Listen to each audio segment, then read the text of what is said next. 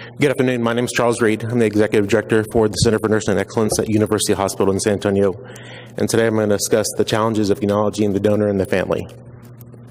I have no conflict of interest to disclose. University Hospital in San Antonio is a LEED Level 1 trauma center and only civilian Level 1 trauma center serving South Texas. We cover 55,000 square miles. We're licensed for over 700 beds, and we're the only magnet hospital in South Texas. Organ donation memorials are truly patient and family-centered. These events and these memorials really acknowledge the gift of life and remembering the life that has been lost. Patient and family-centered care really shouldn't stop once the organs are matured and these patients have actually passed away. In 2005, after two young men lost their life and became organ donors in the surgical trauma intensive care unit at University Hospital, the nursing staff realized that we truly needed to do something for these families. Having this mom come in and within an hour of arrival agreed to organ donation, we were just amazed at this mom's courage that she could make this decision in such a short amount of time. And although some can argue the fact that hospitals are very there to serve the acute care needs of the patients and families, these families have such a huge void, and although we can't fill the void, hospitals can play a role in filling and providing some of those aftercare needs that these families have. And I believe that there are benefits to providing hospital-based organ donation memorials, and these benefits not only affect the families, but also can affect the healthcare providers in our institutions. We did this out of a personal need to express our gratefulness and gratitude, for these families and for what these patients have actually done. Little research out there supports hospital-based organ donation memorials. And once again, is it just a nice thing to do? It makes us feel good, or is there truly a benefit to these families? There's a multitude of possibilities for hospitals that do these things. A lot of organ procurement organizations actually are the ones who actually host these events, and they do Tree of Life, Swallow Honors, Rose Gardens, candlelighting ceremonies. But there's two overarching challenges if you're developing one of these for your hospital. One is garnering the institutional support, which isn't difficult. However, it's getting that financial support of that initial outlay of that monument or of that garden that is difficult. And the LPOs have said this is a challenge for hospitals. A lot of them are actually either going to their foundations or looking for grants to get these sponsored. And I know that there's a lot of intensive care units that have done specific things in their units, and they've secured grants for these things. But the bigger challenge here is really about making this meaningful to the families. That's what's most important for these things, because this is going to be the first time that a lot of these families have been back into our hospitals after they've lost somebody. So how prevalent are hospital-based organ donor memorials? Well, in a survey of 9 OPOs representing 941 hospitals, of which the OPO said 374 they considered to be donor hospitals, 39 had existing memorials, and 19 were actually in the planning stages. And talking with the OPOs, they said that the hospitals, 38% of them actually fund the ongoing activities of the memorial service, 30% shared, and then 24% were actually funded by the OPOs. So 7 years after we had our first event, we wanted to see, was there actually something beneficial to doing these events? Was this something nice? And or was there something detrimental that we shouldn't be doing? Are we inviting these people back into our hospitals too soon? After how many years should we continue to invite them back to our annual events? So we interviewed families that we had invited over the years with the assistance of our organ procurement organization. And this social process emerged, making the hole in the heart smaller, and it really had these 4 stages, and these participants sort of journeyed through these stages. And these included choosing to attend, being able to connect, keeping the memory alive, and knowing that something good came from it. And as participants moved through the stages, their meaning for attending these events every year sort of changed with them. These families went from grieving and needing the support to really becoming the support for other donor families that were actually experiencing what they had experienced. And eventually these people then actually truly become the advocates and spokesperson for organ donation. Choosing to attend the first time is extremely challenging for these families. Some want to attend immediately, and in one situation, we did a special ceremony for my mom 30 days after her daughter had died. But at our institution, we normally do the ceremony once every year, and we do it in April during Organ Donation Awareness. Some of these families will RSVP and say, yes, we will be there, and they basically have said, Charles, I can't make it out of my car in the parking lot. It's just too hard for me to walk and come back into the hospital. One of the things that's really challenging about this is that you really have to be prepared, because you really never, on these events, you never know how many people are going to show up. People who said they won't actually sometimes do, because they get that strength, that emotional courage that day to come in and actually be part of it. And so for us, we've learned over time that we give out certificates and we have engraved leaves. And so we will, unless the family has actually said, no, do not put my son's or daughter's name up, we will actually engrave everybody who passed away that year and became organ donors. We actually will do up the certificate and the leaf for everybody. We won't place it on the tree unless the family has consented to it, but we have it ready just because every year there are people who show up that we weren't planning on. We asked them about the invitations. So what happens when you receive the invitation? How did you feel? What did you think of it? All of them truly appreciated the hospitals, because they said the hospitals don't have to do these things for us. They appreciate it. And we said, when do you want to receive it? They said, it doesn't matter when. They just want to get it. And we said, is there any point in time that you would not want to get it? And they said, no, they really want it. They want to continue getting it year after year after year. And I also want to add that, so when you were looking at the attendance we would have between 30 to 60 people attend our Tree of Life ceremony. And so we looked at that as the measure of our success.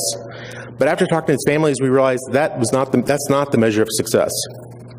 But I'm very concrete, and so I see that as I count numbers. But the first two people that actually called and emailed in and said, Charles, I want to be interviewed, were two people who had never ever attended the event. And the one dad was so afraid that we were going to stop inviting them because he had not attended. And he said, just because some of us don't make it, it's not because we don't want to, it's because life doesn't allow us. Don't quit sending the letters. Sooner or later, other people like us will make it. And another dad said, who was in Houston, said, Charles, it's been 6 years. I still can't come. He goes, I will make it. And so they said these invitations to things mean so much to them. And so it's not about their attendance. It's about the hospitals remembering these families and honoring what they did. Being able to connect, hospital-based organ donation memorials really provide participants an opportunity to connect with other donor families, hospital staff, and reconnect with the memory. They said they really enjoyed seeing the hospital staff there. It really made them feel appreciated. This type of public event provides donor families an opportunity to share their loss, and it really becomes this catalyst for discussion, because these families says we would not have discussed these things otherwise. We would not have shared. You can't share the loss of your child who becomes an organ donor with people who've never experienced it. So they really want that connection. They want to be able to talk to somebody who actually understands what they've gone through. And so the challenge here is really creating this safe environment and encouraging these families to share. Once again, and so this is really more of the logistics of it all, but having that space, having that venue so that even after the ceremony, these people can mingle. The logistics of the flow, if you have it in the hallway like some hospitals do, can you control the automatic doors? Can you control the compressors and the water faucets? Can you turn off the PA systems so as you're calling out these names, you don't have code blues called overhead in the hallway? All these things are so distracting for these families. Families want to touch these memorials. They want to connect to it. And so our challenge is, how do you create something that they can interact with it, but also protect it from incidental damage and or vandalism? We are now having a huge sculpture put outside, 8 feet tall and it's 6 feet wide. And the architect and the artist were designing it, and they said, no. The committee said, no, the families can't touch it. And we said, you don't get it. They want to touch that leaf. They want to place the leaf. They don't want the hospital staff to do it. They want to do it. And so once again, when you do these things, it has to be accessible to the families. And families will come to the memorial and place flowers at the base of the wall. I mean, they want to come back and see it. So how can you do it so that it's accessible to these families?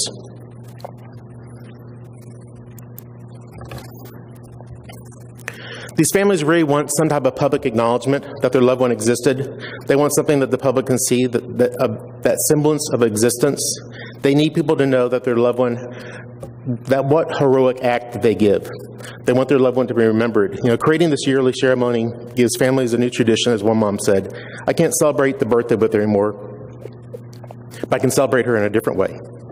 And another mom said, it's that general acknowledgement to the public.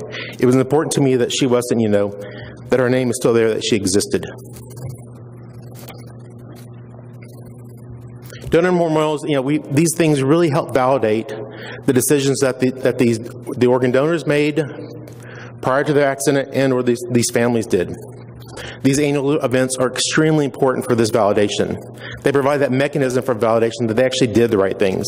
These type of events and monuments increase public awareness because it provides mechanisms of discussion that would not have occurred. And one of the grandmothers said, even I had never thought about being an organ donor until my husband died, and it wasn't until we were talking about it after the fact that it like clicked. Even though he was, I didn't realize it until a later discussion. And so once again, it brings about this discussion.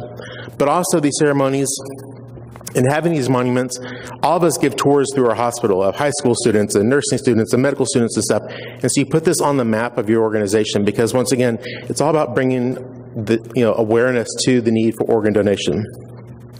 And as one mom said, it lets me know that we did something good for somebody, that my daughter's sacrifice was not in vain. Participants viewed hospital-based donor memorials solely as beneficial, requested to receive invitations yearly. It provides a platform for growth, healing, recognition, and awareness. It's a mechanism of connection to the one lost and to the others for support. It's a means of establishing new traditions of remembrance and acknowledgement. It also provides an opportunity to increase organ donor awareness and the impact that it has on others. Lastly, the memorial itself has value and benefit to even those who don't attend because it serves as that remembrance of not only the one that was lost, but also remembrance of them. And so I apologize on this model.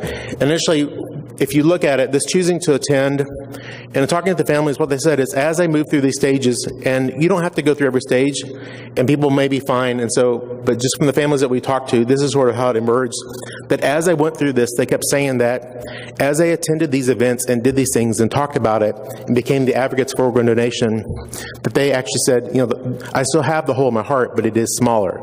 And so if you look at this inner part as the individual, and if you look at the outside really and think of it as more as on a systems theory, as more of the community of what this does, is that this helps heal that one person, this helps that one person, but on the broader good, these type of ceremonies bring about this acknowledgement, this acceptance, and this advocacy for organ donation and awareness. Thank you.